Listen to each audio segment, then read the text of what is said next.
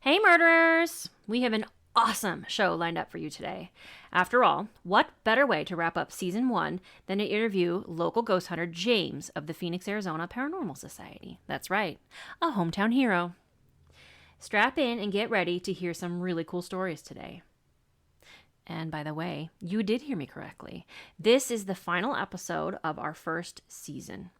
I just want to take a minute to say we are so grateful to everyone who's hung in with us as we figure out our flow.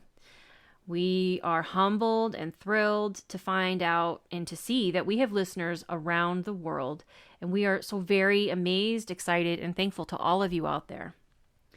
We're going to take about a month break, give or take, to plan, organize, and continue to improve the experience for you, our listeners, and our growing community.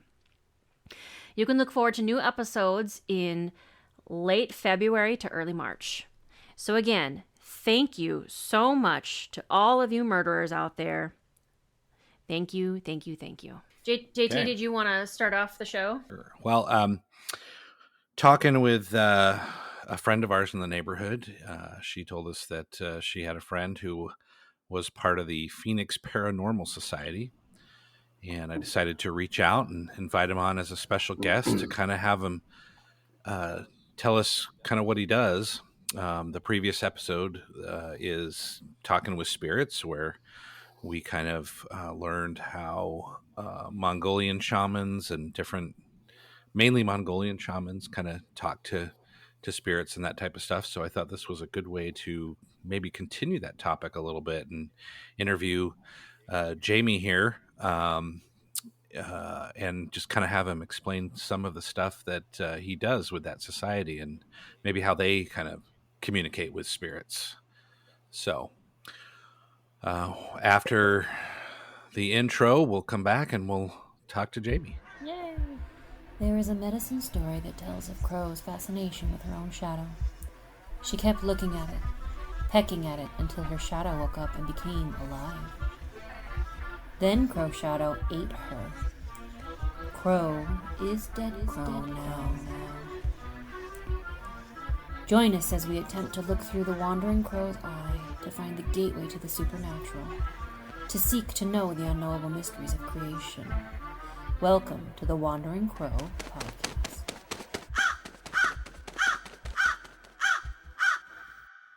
Hey murderers, it's Mandy. It's JT. And Cameron. Ooh. The microphone is far away. It sounds awful. Is that better? Do you have a lot of... Now it sounds better. What was that sound? Did anybody else hear that? It's far away. No, I heard like a... I did. I heard it. Like a a little. fan like the air or conditioner something. or something, yeah. Oh, Weird. are you here? Yeah, I do have the fan on. I don't know if that's... No, it went away. Let me Whatever turn it it was, off. it went away. It went away, whatever Yeah. it was. It went away. So, okay, Oh. let's start over. No, it's back. That's my... Yeah, that's my computer. It's a terrible sound. Don't do that, please. Don't do that again. It's just because it was sitting on my dresser and the computer's between the two dressers. So I think it's just picking up the sound really well. So I guess I have to hold it. Or, I don't know. I don't want you to have to do that. Get a new setup. Yeah. Okay. Soon. Okay. Well, I'll have my old desk back. well, that's Cameron. Fucking shit up again. I was so careful. I was here an hour early. Try so hard. Okay, and our special guest, Jamie. So excited to have you. Thank you. So You're welcome. Excited to be here. Yay. So the Phoenix Paranormal Society, is that right? Phoenix Arizona Paranormal Phoenix, Society, Arizona. or PAPS, PAPS? for short. Paps. Yep. So I didn't even realize. How long has this group been around? This group was formed in 1999. Oh my God. Oh, wow. Yeah, we've been around for a long time. Yeah, you have. Our owner, guy by the name of Rod, who lives on the west side, is one of those guys. Ugh. Lives on the west side, yeah. He started the company in 1999. He had a lot of he moved in from Ohio in the early 90s, and he had some issues when his kids were younger and stuff. So he thought, I'm gonna create my own group and go out and help people figure out what's going on in their homes. Dude, that is so cool. And how long have you been part of the group? I've been since 2012. Still a really long. So for a long time, yeah. So in 2004, we became an LLC. So, a lot of things happening for 20 some years. And then my now girlfriend, I was dating her when she was on the team already. So then I started dating her and it's like, oh, cool. You're into ghost. I've always been in the paranormal. I was more into UFO type stuff. I did a lot of research on that and consciousness and, that kind of quantum mechanics and stuff like that. It's like, well, let's hunt some ghosts. That's so cool. Wow. And so with your background, I mean, that's a lot. Do you want to talk more about like consciousness and I don't know, that's a pretty broad topic, but like what interests you the most? I mean, it all does. Everything paranormal is just under that umbrella of the paranormal. So you got consciousness, past lives, everything, time travel would even go under that umbrella too. So aliens, NHIs, ghost hunting, spirit world, stuff like that. What is an NHI? Non-human intelligence. Oh, okay. So anything, I mean, cryptids is huge. So that is, under that umbrella as well. But typically people, when they hear paranormal, they think of ghosts, but it's literally everything under that umbrella. Ghosts, spirits, that kind of stuff, past lives, really getting into that near-death experiences and stuff like that, mediumship, that kind of stuff. Yeah, we talked a little bit about that in the last episode. Yeah, it's all fascinating. Yes, it is. I agree. I'm gonna geek out, I think. I feel a little bit like I'm monopolizing. Did you guys have questions? Because I have a lot more questions. So you've been paranormal investigator for this much time. How long? Let's change the way I'm phrasing this. Have you seen an uptick in people reporting jinn-like activity? Because it feels like there was no reports of it, and then all of a sudden everybody's talking about jinns. Jinns? It seems like that's the big thing lately. I've never heard of anybody reporting a jinn. Really? Jinn's more like in the Middle East type stuff or Asia. Yeah, we know. I guess I'm thinking like online popularity. I've other than maybe a few episodes on one of the TV shows have I ever seen a jinn, but nobody's even mentioned the word jinn to me in all these years. Okay. Yeah, that's kind of surprising because I did have a couple of friends that are like from that side of the world, and I mean, just about everything that's paranormal that they can kind of attribute those kind of features to. That's just their cultural appropriation for like dark entities or demons or anything demonic or something like that. They will just call that a jinn. And over here, that's what registers. And over here, we just call them demons, I guess, or a banshee or whatever you want to refer it to as. What about? I'm curious about Skinwalker because I feel like that it shows up on social media a ton these days. It's like all of a sudden in the last 5 years, maybe. Is that something that you encounter a lot of people saying, "Oh, I think I saw a Skinwalker. Can you help me?" Or no, not really. I mean, Skinwalker is just because of the TV show, obviously. Yeah. of the Skinwalker Ranch up in Utah, and I mean, there's Travis Taylor and all those guys doing all the research up there in Fort Dufresne.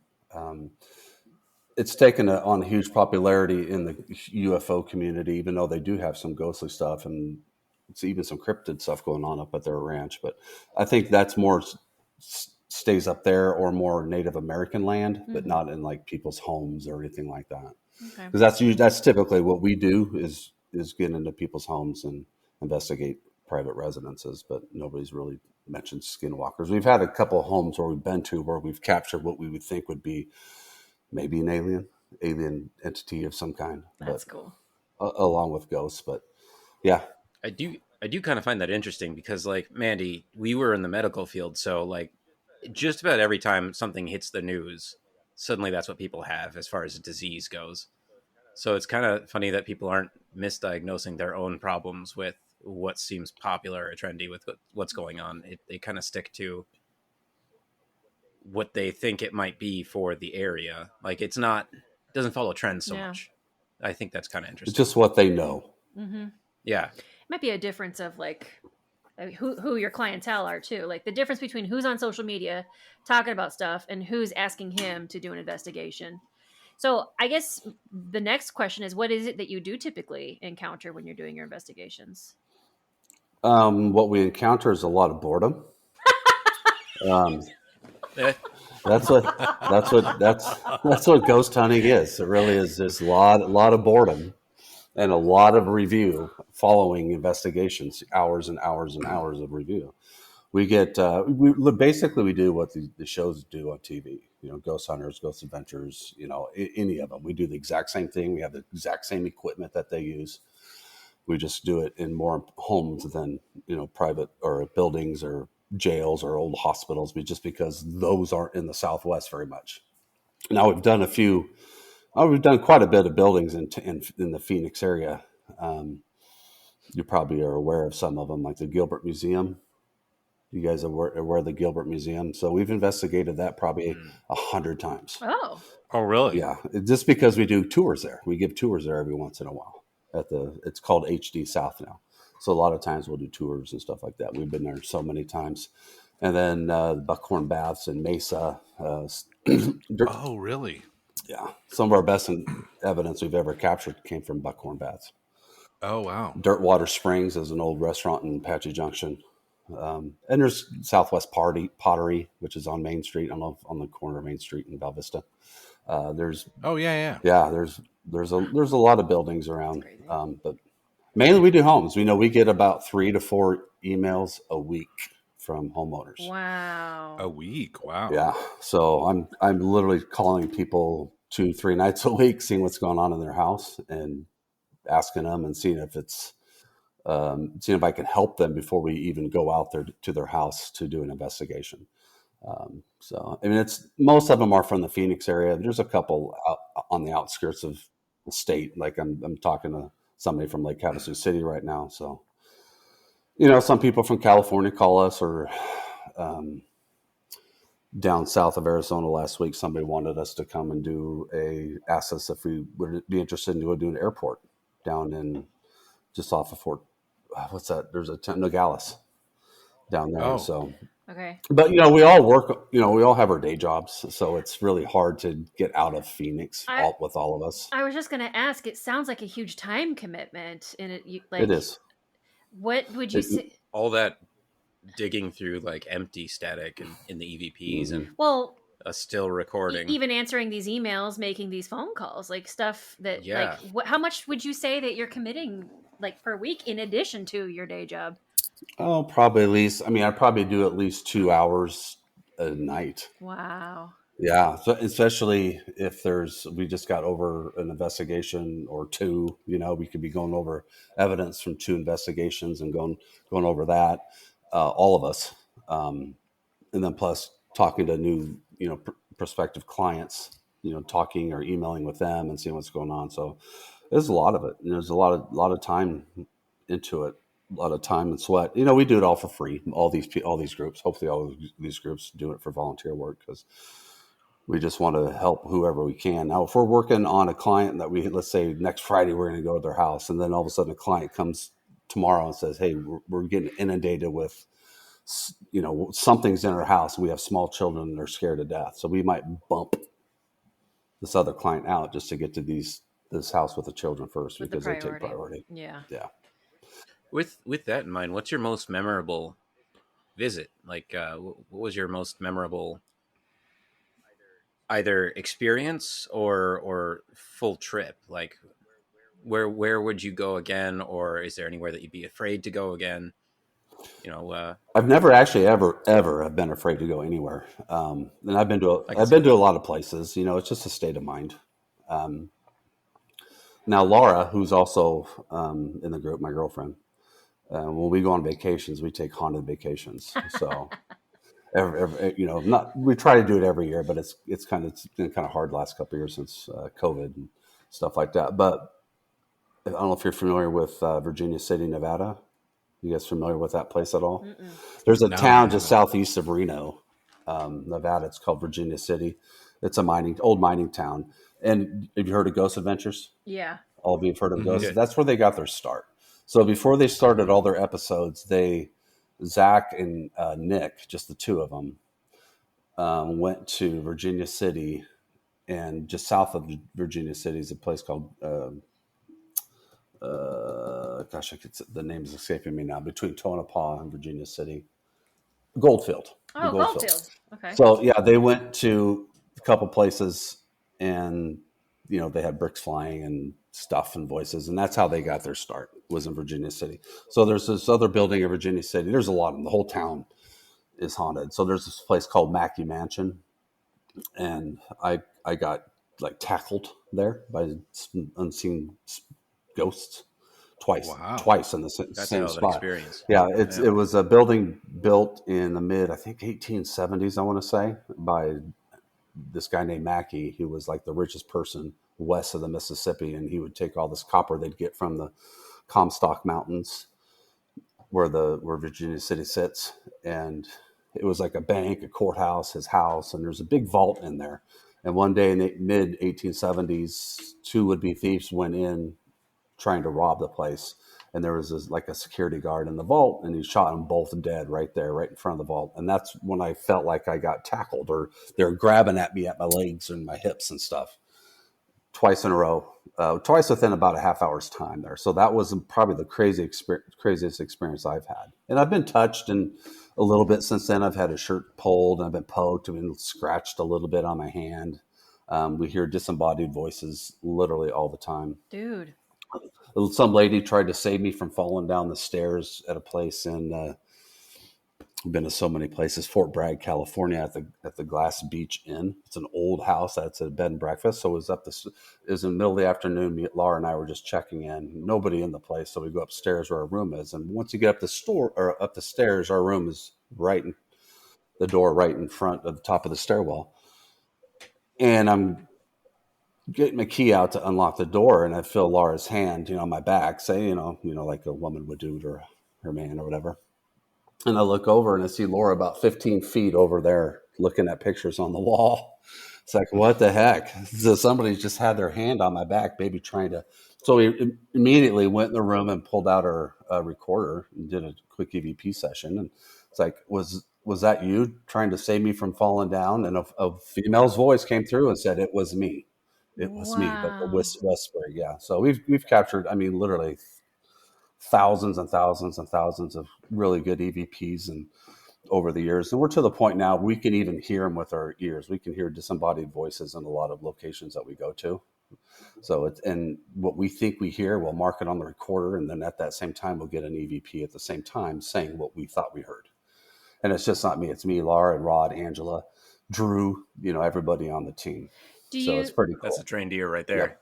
Do you feel like that's a matter of just your level of experience, or do you feel like you've become a little bit more attuned and more sensitive, or like what do you think attributes to now you can also hear it with your own ears? I think I'm a little bit more all of the above, in tune and more sensitive, and our ears automatically get trained because we have to listen for so many different vibrations and frequencies in the air, just from listening to our recorders, listening through, like, let's say the spirit box. If you guys know what a spirit box is, mm-hmm. Just there's so many frequencies that come through, so many levels that you have to listen to, and that's where the voices come through. But a lot of times we won't even be paying attention, and all of a sudden we'll hear something, so we won't even be focused on it, and we'll hear it at certain locations. So especially like Laura and Angela are really, really in tune on the team. It's just kind of like you've been listening for so long that now you can just actually pick up on it and hear it. A lot of places, not every place, not everywhere we go or something like that, but there's several times. Yeah. I'm definitely not a psychic or medium or anything like that. And I'm not the most sensitive person out there, but it's getting a little bit better over the years. So that's really cool. And we most of us actually practice meditation a lot. So we do a lot of meditations and stuff like that. Not while we're on an investigation, but just different times of our lives, different days of the week or nights or something like that. And why do you do the meditation? Just to open up ourselves, just to open up our mind and stuff like that, and try to block out everything else that just inundates us, on our day-to-days. Mm-hmm. So it just kind of helps. On an investigation. Sometimes if Laura and I have gone, just the two of us without the team, we've done that, like on our little trips or something like that, off, not as a team. But nothing really extra happens. when we do that. You mentioned a ghost box earlier, and I think we all know what that is. But just in case we have listeners who don't know, did you want to describe what a ghost box is? Sure, ghost box. There's all kinds of different versions of it, but ours is an SB7. It's the SB7 Spirit Box 7, and it's just like a radio, and you just turn it on, and it has that static sound like that, and you can go forward or reverse, AM or FM, and typically it'll scan each station at a quarter of a second, and you'll hear clips, little verbiage and words coming through radio stations as it scans them. So you shouldn't be able to hear a word, let alone a full sentence. Mm-hmm. And the sound that creates, that static, the theory is it creates a white noise that any ghosts or spirits can use that to talk to us. And a lot of people don't like it. They don't believe in it. They don't have any luck with it. But that's one of our favorite pieces of equipment. Okay. We've gotten lots of stuff through there.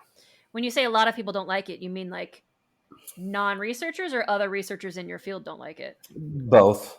Both. A lot of the people you see on TV, they think, it's just bunk. It's like an app on the phone. It's like, no, it's not. It's way better than an app on the phone. It's real time. Just because of the stuff and the evidence and the things that we've captured on it, full sentences, answers, intelligent answers to our questions. Mm-hmm.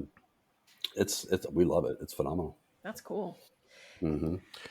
So I'd just be curious, just to have you kind of walk us through what a typical hunting session would be like, or session you go to someone's house and just kind of, what do you do? Is there different machines you do based on time, or what?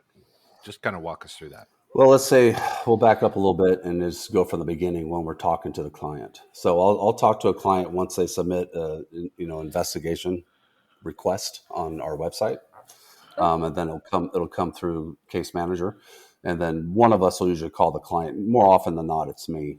Then I'll call them and I'll talk to them, usually for up to an hour. I mean, I'll talk to them for a long time, and then I'll just say what's going on, and then at that time, by talking to them, I can kind of get a sense if they're really frightened or what they have is just not a big deal. It's something that it's just energy in their house that sometimes makes itself known. It's not life threatening or anything like that.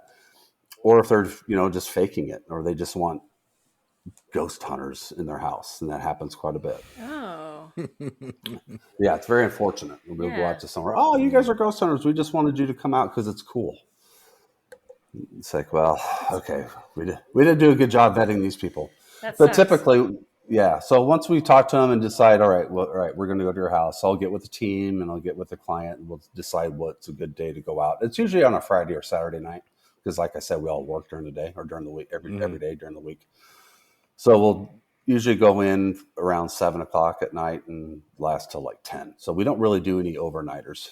So we'll go in at 7 and we'll go in and we'll knock on the door. We have our cameras rolling when we knock on that door, our video cameras. We have 3 night vision cameras, really nice night vision cameras with awesome microphones on there, and they'll pick up everything.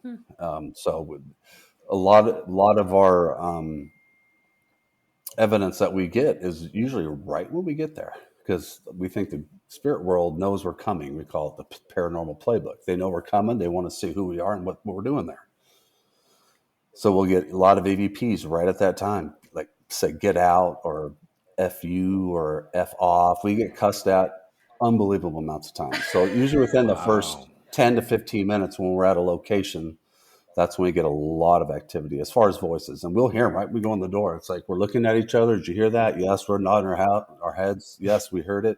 So once we get there, the homeowners will take us to the hot spots throughout the house. And we'll just kind of go from there. And while the other members are just getting out their equipment and setting it up, we're going to set some recorders in these rooms or EMF detectors in these rooms and stuff like that. So, and then we start just going lights out. Is it true what they say? Sorry. Is it true what they say that you have to bring several battery packs with you? Well, we have batteries. I mean, for all our equipment, yeah, we always, for all our cameras, we have 2 to 3 batteries. But I mean, is it true what they say where it's like your electronics sort of die faster? Yeah, but that is true, but not very typical for us in Arizona at somebody's house. Now, if we were at like maybe Gettysburg or Shawshank Redemption, the building in Mansfield, Ohio, or Waverly Hills, or some of these really, really deeply haunted places where battery drainage can happen in 5 minutes. It doesn't quite happen in somebody's house in, Peoria, Arizona. Okay. But it does happen. It does for sure happen quite a bit. So like spiritual pressure or yeah, I mean, I guess spiritual pressure kind of has something to do with the rate at which it might drain. Because there's a lot more energy in batteries. So they'll just use that energy. They might not know they're using it. They're just using whatever energy is in the atmosphere. And that just happens to be taken from the batteries because it has more energy. Interesting. So you think that's accidental? That is interesting. Could be, yeah. Interesting. Just the nature of the presence just being there. And it depends on how strong the entity is too. A lot of times it's just a normal soul, somebody just hanging out. They might not be that strong of an entity where, they can't even show themselves as a shadow, definitely not a full apparition. So they probably can't gather a lot of energy as well. So there's stronger spirits in different locations. And so when you've done all of that, you do all of your recordings, you've got your setup, 10 o'clock rolls around, and then you guys pack up and go. What is the part for the homeowner? Like, what do they get out of your investigation? Why do they seek you out? Like, what is... Well, a lot of them, that's a good question. And that's one of the questions I always ask them. What do you want from us? Yeah. And they'll say, well, some of them will say, I just want to know if there's something here and then I'm not crazy. Another person might say, I want them gone. So I'll be right there first to tell them, say, well, if you have something here and we capture it, we're not going to get rid of it. Okay. Because it's possible for us to get rid of it. Nobody can get rid of any ghost that's in your house. There might be maybe 5 or 6 people on this whole planet and that might have that ability. And they're somebody that would be what we considered a really good medium and have expertise in that. We call them a rescue medium that can actually go in and see face to face whatever entities are in the house and help cross them over. But there's nothing we can do because once you die and you remain earthbound and you have free will, you can do whatever the hell you want. Interesting.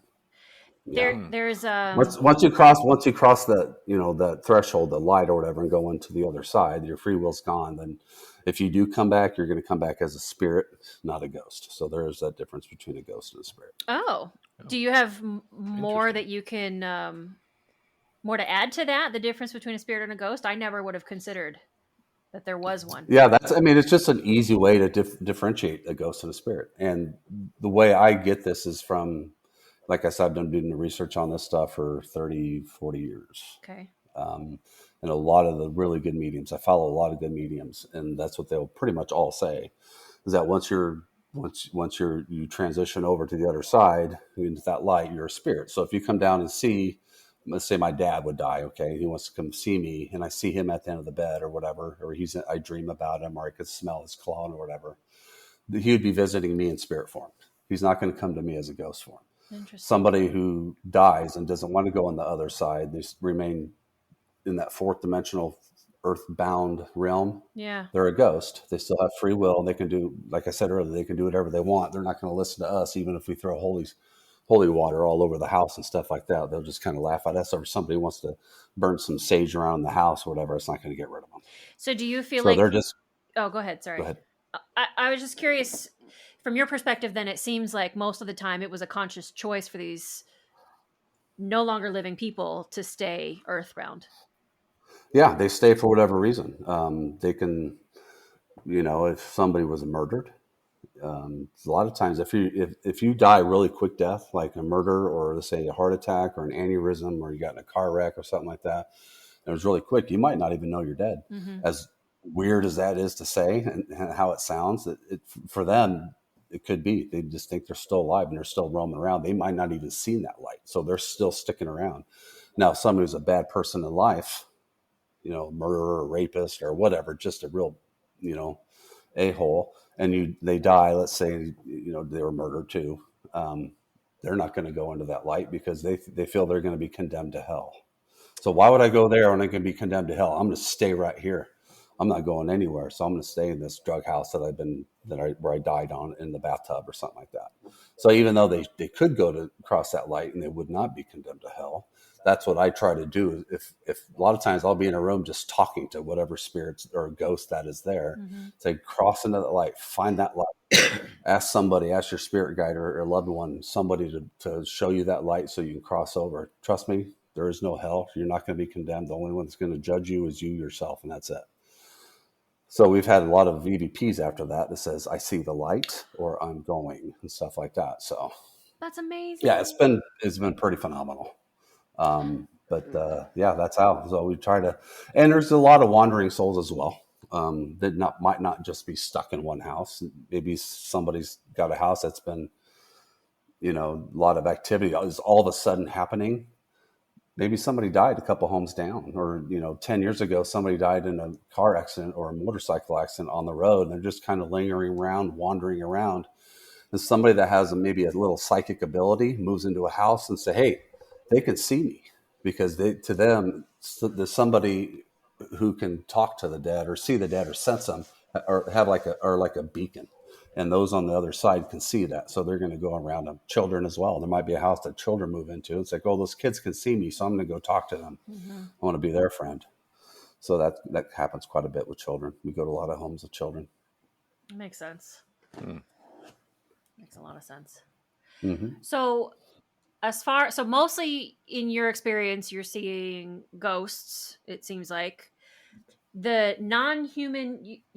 Non-human entity, or was it non-human? What did you say? I thought you said NHI. Non-human intelligence. Intelligence. What does that refer to specifically? Are you because we talk a lot about fae. We talk a lot about different spirits that were never human, but might still mess with people. So I'm wondering if that's what you mean.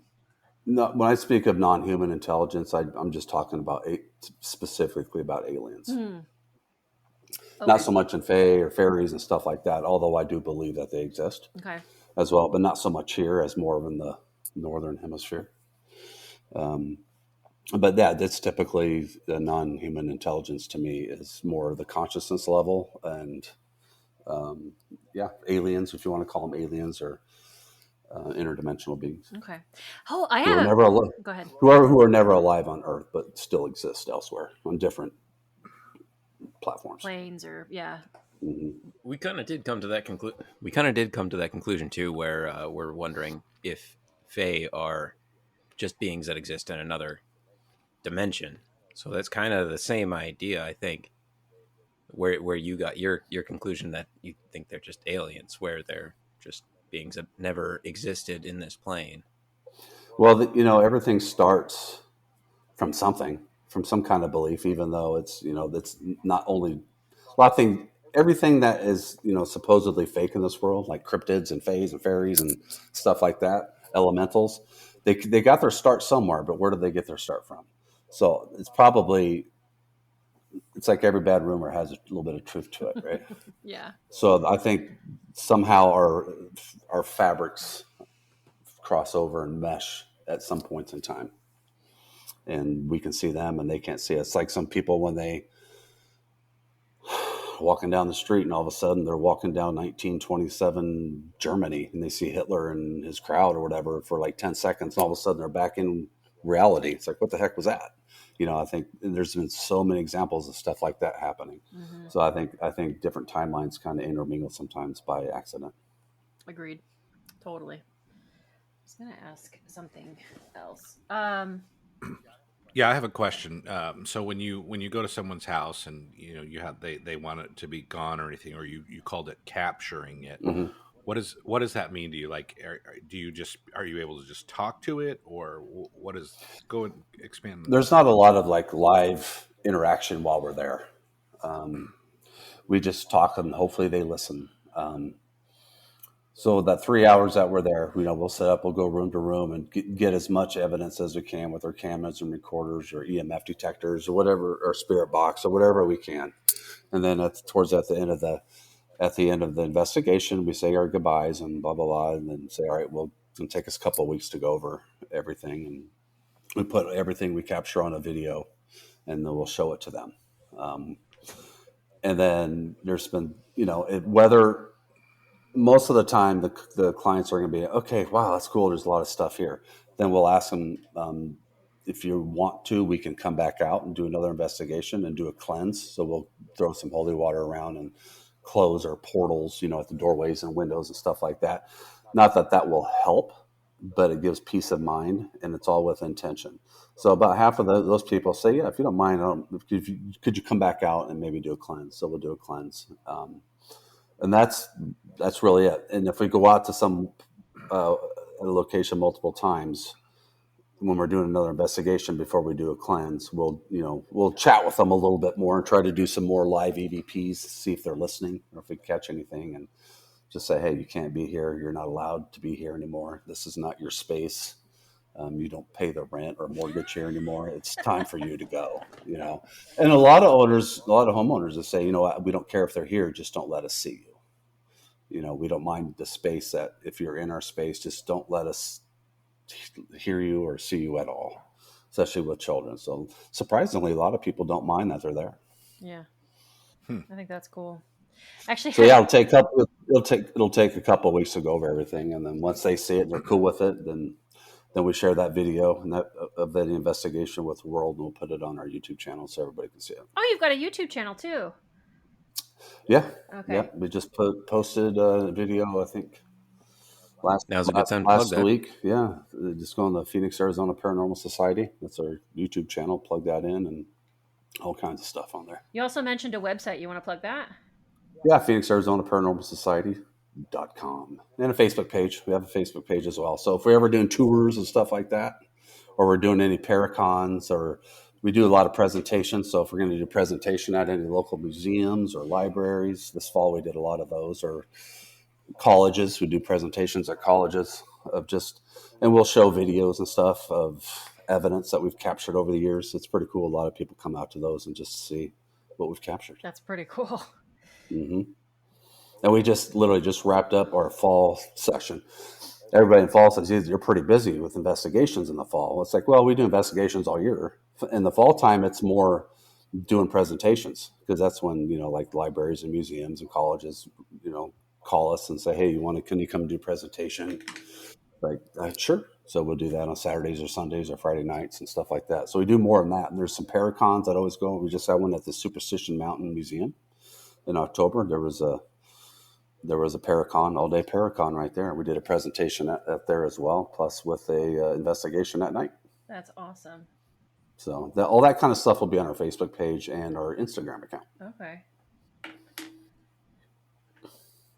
So what kind of stuff have you seen in the Gilbert Museum? I mean, that was originally, I think, the first Gilbert High School. Yeah, it was a school back in the 1910s, 20s.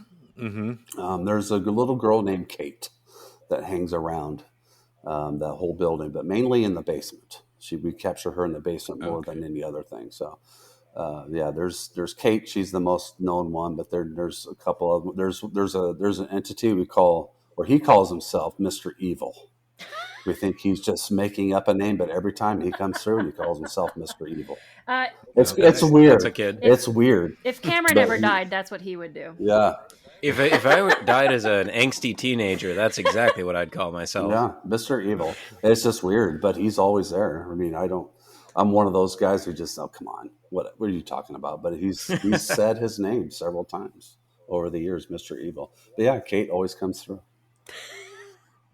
Yeah, we've had all kinds of EVPs and apparitions. Do you have a backstory as to why the Kate hangs out in the basement? Like, is there any? We've looked and done all kinds of research from the town of Gilbert and everything. We just really couldn't find anything. We think, or somebody actually, I think it was one of the town historians told us one time that back in the day, that used to all be farmland. Mm-hmm. That there on one of the farms close by, when it was farmland, that there was a girl, one of the daughters of the farmers that died in a farming accident, and we think her name was Kate. That was a story somebody thought, but I don't think there's anything written down, anything like that. But we don't know. Kate's always there. So we've even had times where we've said, Kate, are you here? Can you come talk to our guests? We've got a lot of friends and family here. And then a voice will come through and says, Kate's not here. to that clear. Class A EVP, they'll say Kate's not here. Wow. Mm-hmm. Wait, is it her voice or no? It's a male voice. It's a male voice. Yeah, there's. well, that's scary, but Mm-hmm. Do you think it's Mr. But Evil saying it could be Mr. Evil. Yeah. I don't know. Mr. Evil could My be the only doppelganger. one there. Mr. Evil might be Kate. Who knows? We don't know. Yeah. There's a lot of It's always possible. mimicry going on. Tricksters. We So, had yeah, I don't know. we researched that Trails building over on ASU campus is supposedly haunted, and it's been, in the Arizona Republic multiple times about like a woman who committed suicide there or something. And we did research, and we couldn't find the building's not that old, but they kept saying it's a woman who committed suicide 100 years ago. Well, the building was built in the 70s, so how did that happen?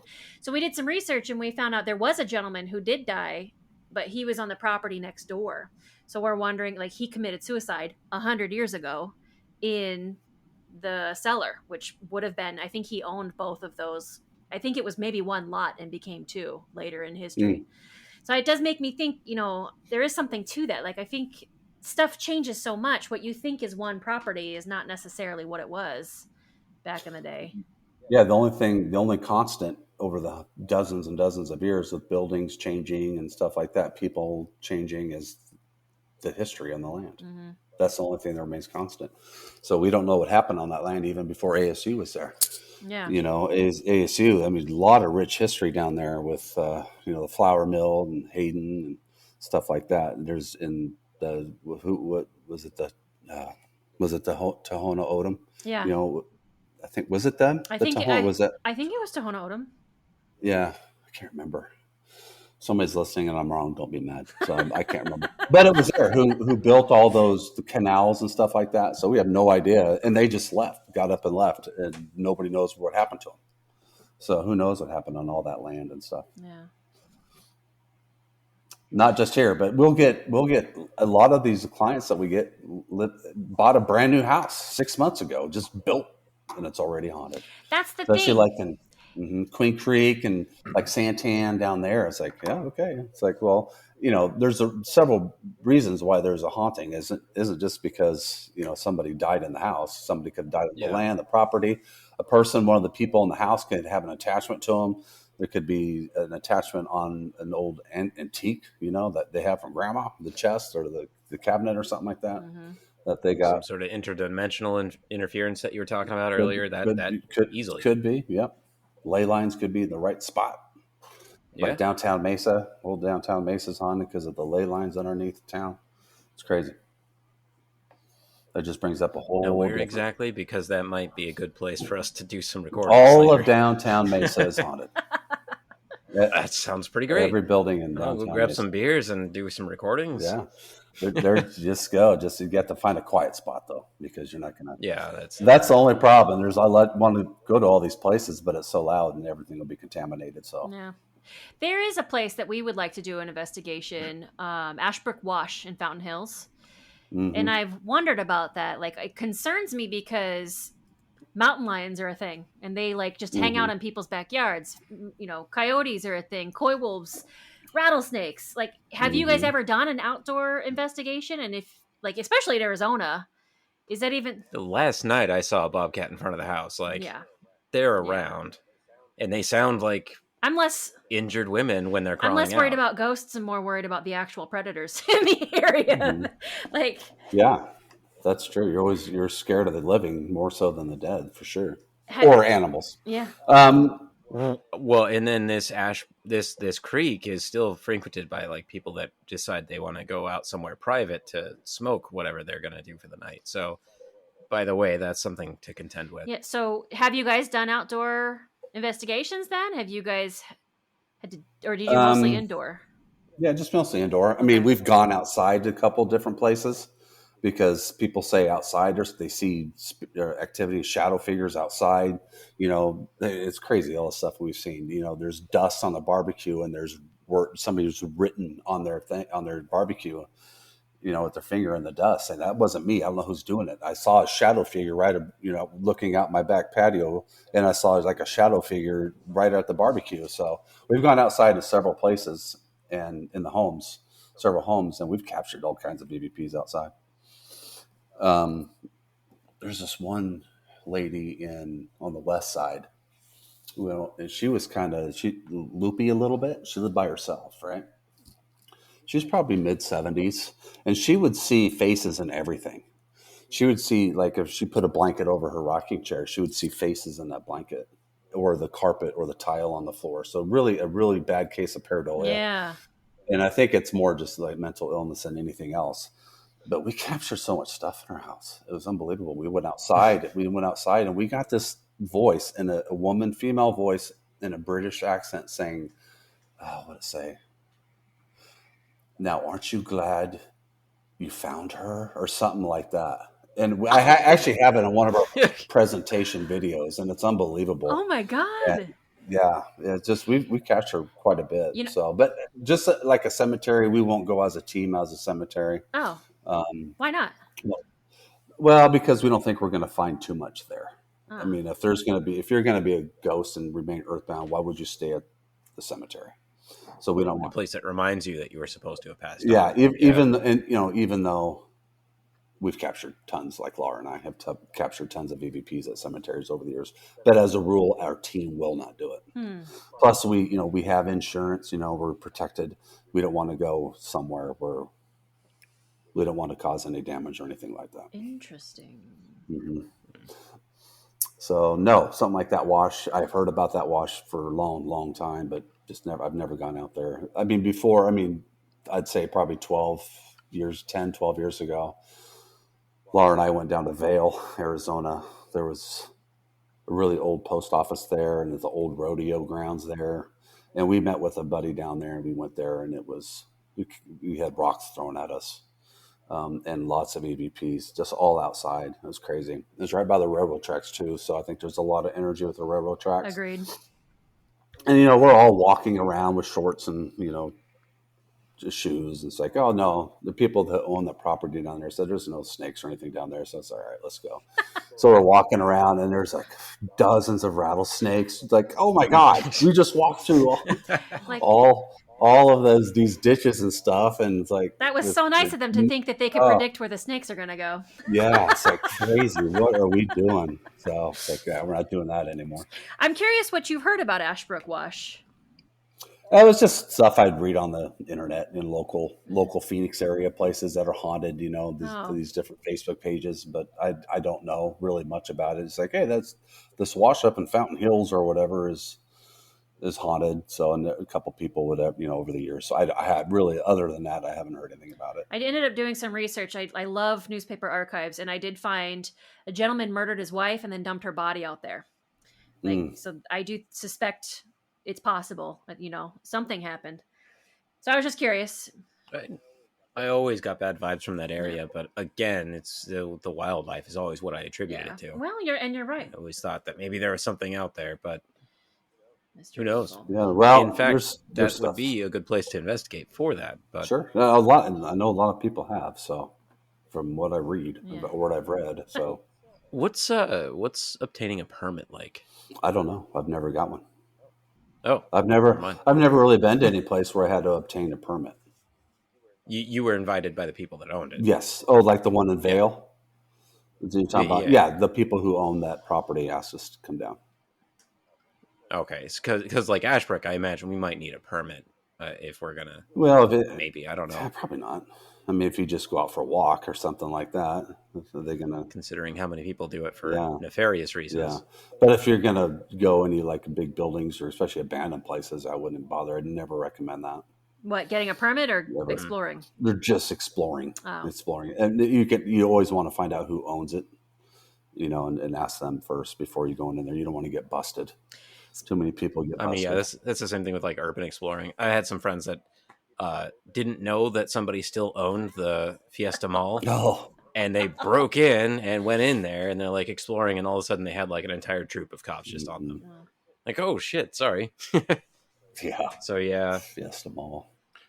So something that's always been a question for me is, with the advent of TikTok and the Facebook Reels and Ring cameras and all of this surveillance that we have now, how much of, I don't know how much you've seen of that or anything, but how much of that correlates with what you do, what you capture, and how much of that is potentially fake? I would say 99% of it's fake. I would, when I see like, Ring doorbell camera stuff, like with lights in the sky or something like that, those I tend to believe because, more often than not, I don't think people are going to be editing those. Yeah. But just these ones for shock and awe. If you're going to make a video channel and put live streams or clips out on all the platforms, then you're doing it for what? For likes and clicks and stuff like that. Clout. Yeah. So you're inventing stuff and making stuff. You're taking a clip for something and inserting stuff like that. So I don't ever believe anything I see. I don't, even from other investigators I trust, it's really hard for me to get excited with what they capture because I didn't capture it. I only get excited about the stuff I capture because we don't, obviously we don't fake anything ever. Why would I waste all my time and money and energy and doing stuff like this just to fake it? That'd be It's like you said before, it's hours of boredom. Yeah. Well, it puts all of that to shame. Yeah. All that hard work, all that stuff I could be by faking the one thing. Mm-hmm. Yeah. Yeah. And then you get called out on it or somebody would catch you or something like that. Just dumb. But I think a lot of these people who don't really know anything about the paranormal world, about investigating or what it goes into, they'll just make stuff up. Yeah.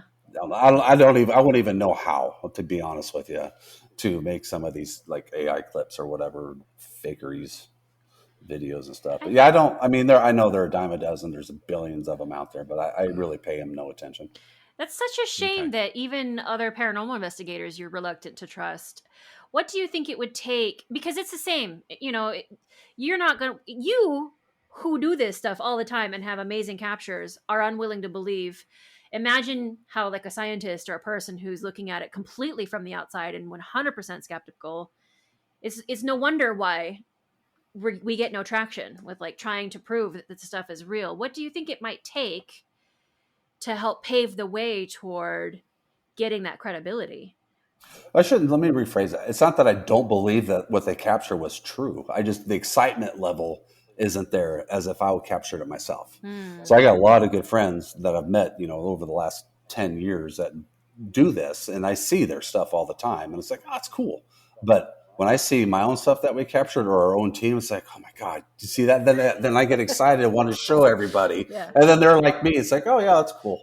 So it's funny. They don't get as excited as I do. But you're so right, because we don't get traction.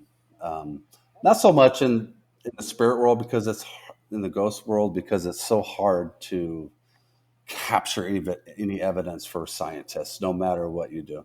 Now, in the UFO or UAP, that thing, it's easier, I think, to capture stuff that scientists are hiding from us. Mm-hmm. They know how to capture and to measure data from that kind of stuff, and we believe that they have a lot of answers.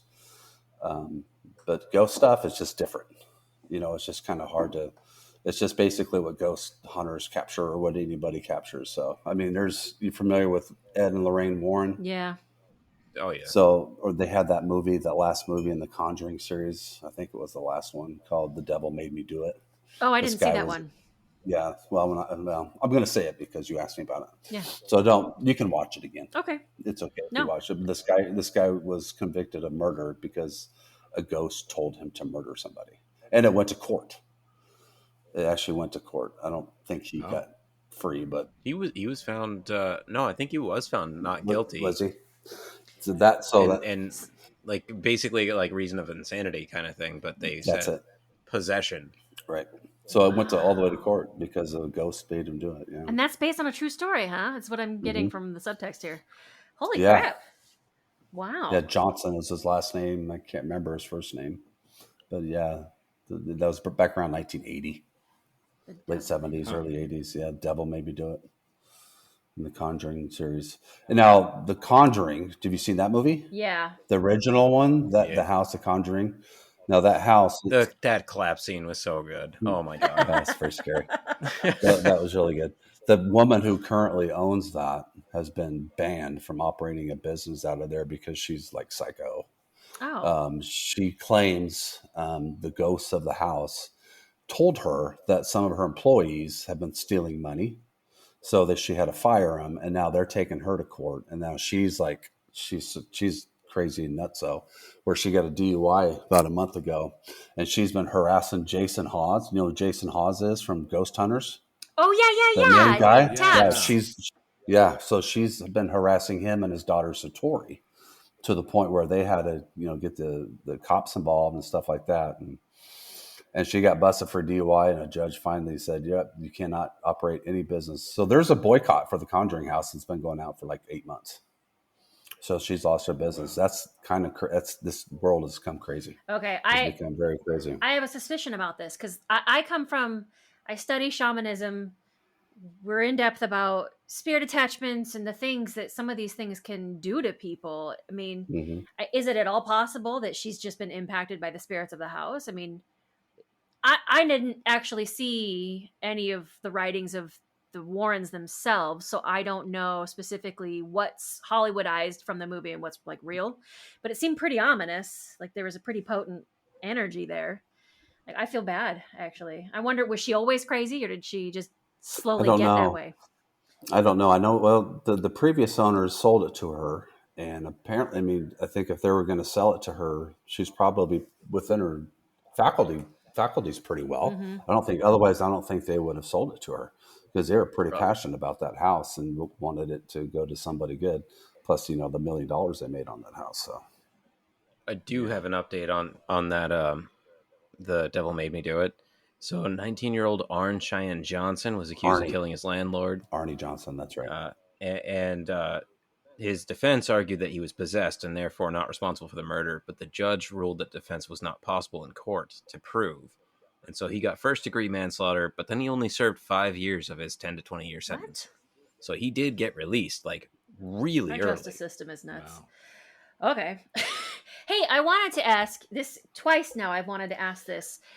We listened to a podcast, or I listened to a podcast, I should not include these guys, called The Belief Hole. And I've been hearing a lot about like this sky whale or sky jelly or like this biologic things that maybe live in our atmosphere. That's kind of like a parallel theory, like in addition to like, my words are not good right now.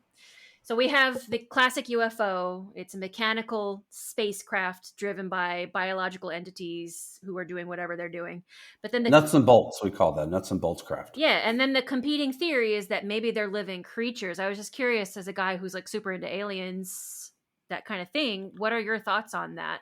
Because I've seen a lot of videos lately of things that look suspiciously fluid in the air, so I was just curious to pick your brain about that, since you're so into it. I believe all craft are living biological beings of the UFO kind, UAPs, alien. Yeah, it's been most researchers say the same thing. They believe it just because of all the abductees have came forward and told us out there. It's like I was abducted, and then this thing is breathing. Bob Lazar even said the same thing in the late 80s, and everybody's saying it since then. I did not realize that. That the craft itself seemed alive. Was a living, breathing entity. Wow. And it's all the same thing with them. They're trillions of probably years ahead of us. So of course everything's going to be telepathic. You just sit down in their little chairs and the craft goes. You just whatever they're thinking, the craft's thinking. It's all symbiosis. Everything works at the speed of thought. I'm going to have to look up some of that stuff. I didn't realize that. And it's funny you said jellyfish. Have you seen the jellyfish UFO? I've seen several. I don't know which one. Well, there's this one that was captured on a base, I think, in Iraq or Iran or Afghanistan. But just Google it, a jellyfish UFO. It's something that was our military caught with infrared cameras. It's weird. And since we captured that, there's been several cases of jellyfish UFOs being captured. That's cool. Yeah. Do you and your girlfriend do a lot of like night sky investigations? I mean, we live in Phoenix. Obviously, the Phoenix Lights is kind of a big deal here. Do you guys do a lot of UFO? No, not really. Oh. When I lived in my house in Gilbert, I was outside quite a bit. I don't have a telescope or anything like that, but I would go and see what I can do. But we don't go out of town and look and stuff like that. We did help. I know I have a lot of friends with MUFON. Yeah. You familiar with MUFON? So we've done a couple sky watches with them in the last 6 months. Out at Superstition Mountain, we'd go out there with our lasers and night vision cameras and stuff like that. Haven't captured anything. Okay. Let's see what else. We did help Ben Hansen. You know who Ben Hansen is? No. You remember the show Fact or Faked? Or Fact, I think it was Fact or Faked, Yeah. like 10 years ago. Yes. He was the guy who Such a good he was the main guy, the main character, Oh. the main dude, that tall former FBI guy.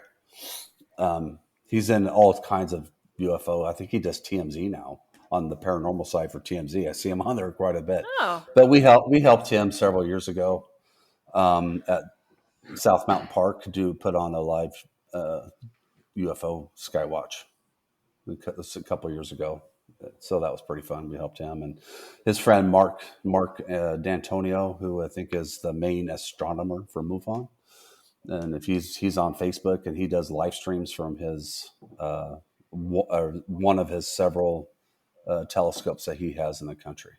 Wow. He does live streams some stuff that he captures, and he's captured some pretty good stuff. Mark D'Antonio. So. Huh. Yeah, but not. I mean, it's so hard in town here. There's so many lights. Mm-hmm.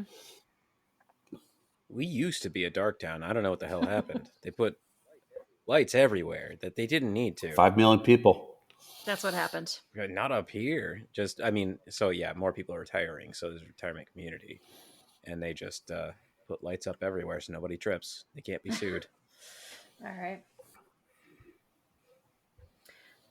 How far out do you usually go to try to see UFO, UAP stuff?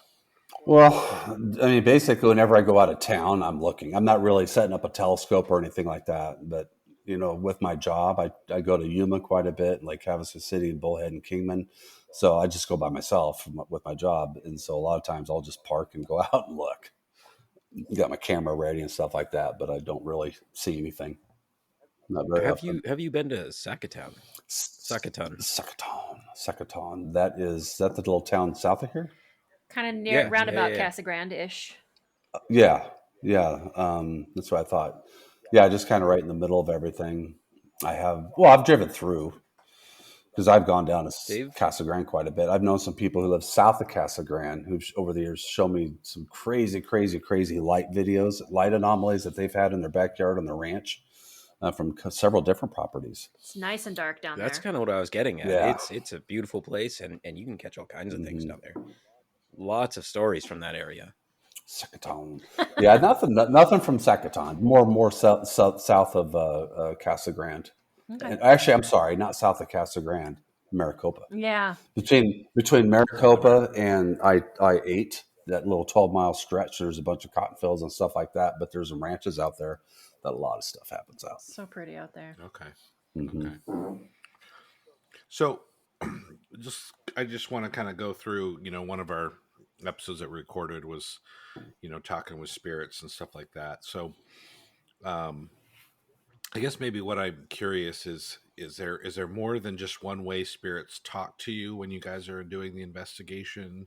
Or do you just have the box, or do you have several different pieces of equipment where you can hear stuff? The only thing we can hear stuff with them is a spirit box. That's it. Unless we get a recorder out and do a live, quick burst session, EVP session. So we'll do a quick EVP session, ask questions, and then push play to see if we captured anything in that minute of asking questions or something like that. Everything else will be on our video recorders or audio recorders, which we review afterwards, of course. But our other devices that we have, they'll detect if something is there, but not really capture any voices, like our EMF detectors. Mm-hmm. Quickly explain EVP real quick. Yeah, EVP is an electronic voice phenomena. So if we're at a location and we don't hear anything, there's nothing there, which happens a lot. And then we go home and we're going over our evidence. And then all of a sudden there's voices there on the recorder or the camera. It's like, well, what the hell? We didn't hear any of that during the investigation. That would be called EVP. because we didn't hear it in real time, but we captured it upon review. Those are EVPs. Okay. Another question that I have, I've been to Jerome. Mm-hmm. I've done a ghost tour, and they give you the little electromagnetic box that's supposed to detect, electricity, electrical signals, electrical output. How real is that? That was probably like a K2 meter.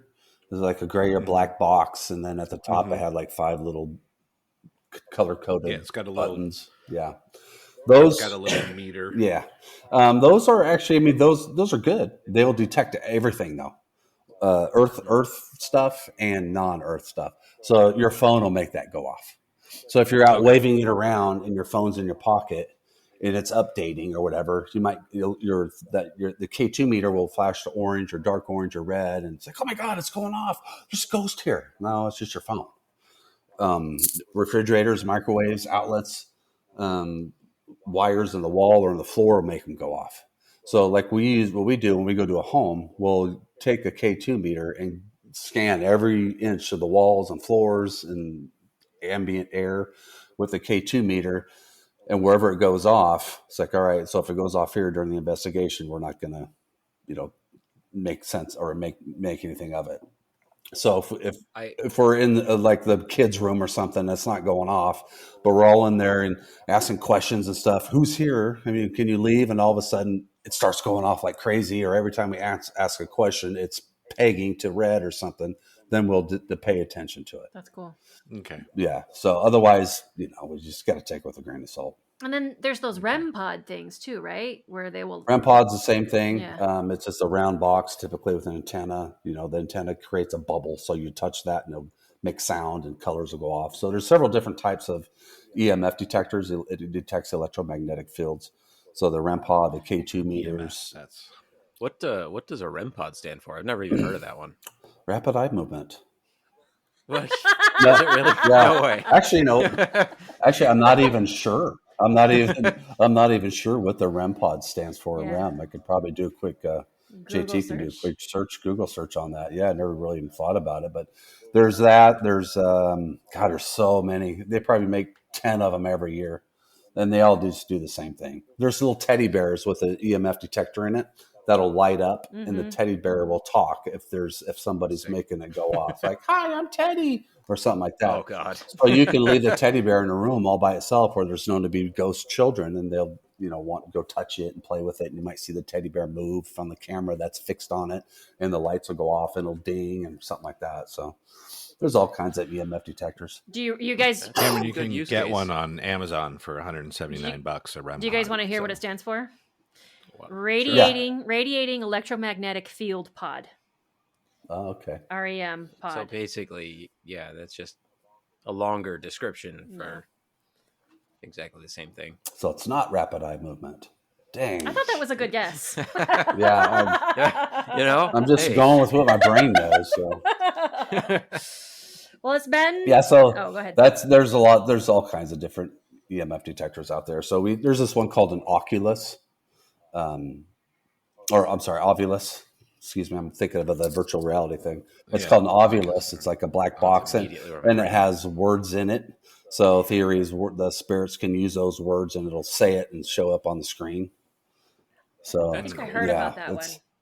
Yeah, they're very expensive. Is that I don't kind think of they newer? make them anymore. Oh. No. Oh. No, it's like Zach used to use it all the time in Ghost Adventures. That used to be the only thing he would use like 10 years ago, 12 years ago, 15 years ago.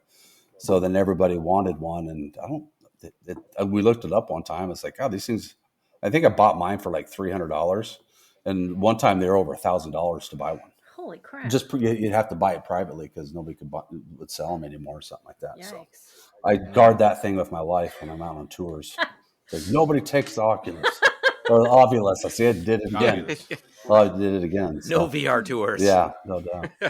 So yeah, that's basically it. Other than our bodies is the best source of detecting any kind of energy that's going around. So do you have like a tactile sense, like other than like the lady who like pushed you on the stairs or like gently tapped you or whatever she did?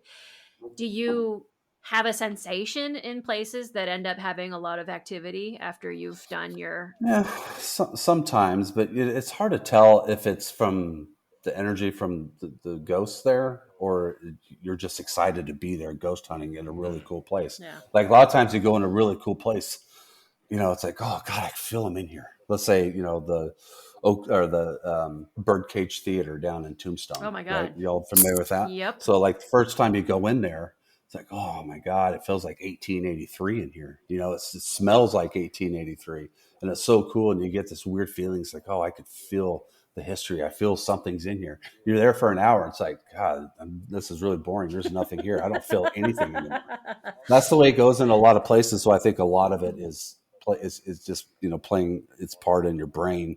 You're just excited to be there, and it's not necessarily have anything to do with the paranormal. So real quick, I have one other burning question. You talked about the Buckhorn Ranch or in Mesa there. Buckhorn Baths, yeah. Buckhorn Baths. Mm-hmm. There's like several individual like rooms. Do you go into each one of those individual rooms? Are you in the main building? Or I love when you've that gone place. there, what have you? Well, nobody can go there anymore. It's been 10 years, what is it, 2024? About 10, 12 years? 10 years since I think we were there. And nobody can go in there because the owners, it's up in the air between the owner's son and the city of Mesa. They've almost demolished that place like 5 times. Oh, that would be a crime. I just looked at it. I love that place. Totally I fantasized about remodeling it and putting it back to its place. It's so cute. They were going to demolish it, tear it down, and put Little League baseball fields there. Oh, yeah, I remember that. Yeah, that was several years, but somebody came to the plate, stepped up, and some private donors like bought it or something like that. So I'm not sure even really who owns it. Yeah. But the son still has a couple of the casitas in the back that he's living in, or I think some of his friends are living in, and it's a complete dump and a dive now. And every time I drive by there, I get so upset because I love that place. It's beautiful. My K2 meter, the very first investigation I went was in that building. So the bar was set pretty high after that. It's like, oh my God, all this stuff happens on the ghost hunt. So I'm going to go everywhere. You get all this stuff, and hardly anywhere since then has been nearly as active. So I've had I got on camera my K2 meter sitting on the chair in the woman's massage parlor, just move on its own, twists and stops and goes like that as it's pegging red. That's so cool. It's pegging red. There's nothing around it to make it. It was crazy stuff. We've captured. It's time for a Kickstarter. Yeah. We got to see that place. Yeah, and we've captured so many great EVPs there, and off to the right west of that, and there's that building that's kind of towards the back a little bit. Yeah. Mm-hmm. I don't know if not on the other edge of the casitas. There's a white building which is part of that. That was the old restaurant. Oh. I don't know. A lot of people knew that, but it burnt down inside in the, I think, late 60s. So it hasn't been even open. It's from the 60s. Yeah. And one time we were in there, we were doing a walkthrough because we were doing a tour, a money-making fundraising tour 12 years ago, whenever it was. So we're walking through there, and there's all this stuff, all these old shaving kits from the 1950s. Hundreds of them, all these busts of animals, all these papers, all these magazines of the San Francisco Giants training magazines from the 1950s because they used to stay there during spring training. Oh. The San Francisco Giants did. So there was so much stuff that, oh my God, this stuff is worth millions of dollars. Of course, we didn't take anything. Nobody would have known, but just God know that we didn't take anything. And we were doing it was a Saturday morning, like around 10 o'clock. There was 3 of us in there. It was me and Rob and Angela. And there's papers all over the floor, hardwood floor, like concrete floor. And we're just kind of walking around really slowly. Nobody's saying anything. And later, Angela shows us, she goes, guys, listen to this. So we always have our recorder rolling all the time. She goes, listen to this. So she pushes play. And we're all quiet, and Angela says something. I can't remember. Something's like, oh, I wonder what this is. And then all of a sudden you hear like that, and then you hear a little girl say, I have to go to the bathroom. And then you hear like an older lady say, there is no bathroom. That was it. So she was like, so this little girl was like in high heels running up to her mom, stopped, said, I have to go to the bathroom. There is no bathroom. That was an EVP that Angela caught, and it was that clear. Wow. A whole scene plays out. That's fantastic. So that's what we'd call that's rare. That's what we'd call a residual. Yeah. Yeah. Like Wow. almost, I Haunting. mean, do you think that could be, I know they talk about like stone tape and there's a bunch of like quartz and whatever and the rock in Arizona. Man. Yeah, that's exactly what it was. So That there's is so so many cool. cool places. Love that place. Love it, love it. Okay, so one last question. Have you ever played Phasmophobia? Never heard of it. Would you like to? Sure. It's a ghost hunting game. Sure. You can play it on an Oculus, I think. Yeah. It's a ghost hunting. My kids play it. And so you have different equipment and different types of ghosts that you have to go in and find out which type of ghost it is before they kill you, kind of thing. So kind of like real life. Yeah. Yeah. Pretty much what you do. Yeah. Yeah. Anyway. Each entity or spirit has its own thing that it does. Like only certain ones will drop the temperature so far. Only certain ones will deplete your sanity. Only some of them will write in the ghost book. So you got to sort of detect what you think it is. And so it's sort of, for a lot of people, they claim that it's teaching them about these different entities. But it's just a fun game. That's all it is. Yeah. Just a game. Just a game to creep people out, freak people out.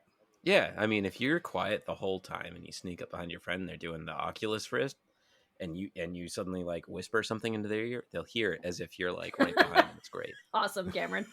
So we're an hour and 15 minutes in. Are there any other burning questions? I want to respect Jamie's time. Okay. Now's the By time. the way, anybody. thank you for coming. Huh? Yeah, Now's thank you the for showing time. up so quick. Oh, sure. Yeah, this has been a lot of No fun. problem. Yeah, this is awesome. Mm-hmm. This is Yeah, like I said, I know a lot of people, just even local. If you guys need some more stuff, Okay. more okay. Yeah. for other UFO people or ghost people, there's a local guy and his wife that are on the cutting edge of talking to a spirit. Okay. With a new thing that they created. So with some other people on the East Coast. So Dang. if you're interested, let me know and I'll get them on. They're getting wildly popular. Okay. Okay. We'd love that. I will answer that as JT, yes. please work that out. Yeah, I will work that out. Okay, so I want to plug you and your group again. So Phoenix Arizona Paranormal Society.com, Mhm. Phoenix Arizona Paranormal Society on YouTube and on Facebook. And you guys do different cons and presentations, and you're all over the valley. All over. That's so cool. We will put those links in the description and on That's the a good website. call, Cameron. Yes, we will. Sweet. Yeah, the thing I love about that is that you guys are, you're giving back to the community with this stuff and not trying to make money on it, but just kind of help people out. That's really cool. Yeah, I mean, everything we do is because we just want to prove that life exists after death, and we all believe that. I think most people nowadays believe that. I think the world's waking up a little bit. We're becoming enlightened, so to speak, and like I say, everything we do is we volunteer every second that we do this stuff, and That's cool. yeah, and we spend a lot of time. I miss my kids' first walks, not kidding. First grade plays and stuff like that. No, they're all grown up now, and they couldn't care less what I do. But oh, Dad, you and your ghost hunting. But you know what, though? I agree. No, it's fun. I think things are changing. I work for hospice, and one of the things that I was shocked to kind of learn, it's just an accepted part of the dying process. When people start to see deceased family members, it's like a sign that actually tells us like a timeline of how close they are to passing away. Like I could do a whole episode of hospice deathbed stories and stuff like that because I do research on that as well. I'm a hospice nurse. I won't say the company on the recording. No, I'm sure you have lots of stories because I've surprised that's not in your description today. Mandy. I've even witnessed stuff too.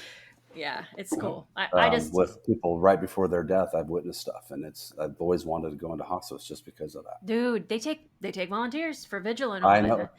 I know. Okay. I know. Anyway, so I just think that it's true. It's definitely happening. Yeah, absolutely true. Okay. Well, again, thank you so much. We really appreciate you, Jamie, and this has been a lot of fun. It has. Yeah. It has. Well, thank you very much. You so much. Yeah, I had a good time. I'm glad you're diving into this. It's a fun topic, and it's very interesting, and I'm glad to be here. If you need me back anytime, just let me know. Of course. Absolutely. Thank you. Of course. We'll just keep in touch, and I can throw some names at you guys. Okay, that'd be great. All right, so let's end the episode. Okay, ready? And we usually, because we're the Wandering Crow, we call our listeners murderers because it's a murder of crows. So, so, I get it. Okay, so you guys ready? All right, murderers. Yeah. We've had a lot of fun, and it's time to end the episode. I hope you enjoyed this, and check out those links that we've got in the description. Okay, everybody, this has been another episode of The Wandering Crow. We'll get better. All your stuff away Someday. and check out for the day. There's no time to waste when it's 100 degrees. Burns under my feet. Won't you have a drink with me? We head into town, see what it's about. Barely need a shirt, though the sun has almost set. Make the most of it. I know we will dance and sing. There's a heat wave. There's a heat wave rolling in. There's a heat wave, yeah. There's a party in the streets and the city's on fire.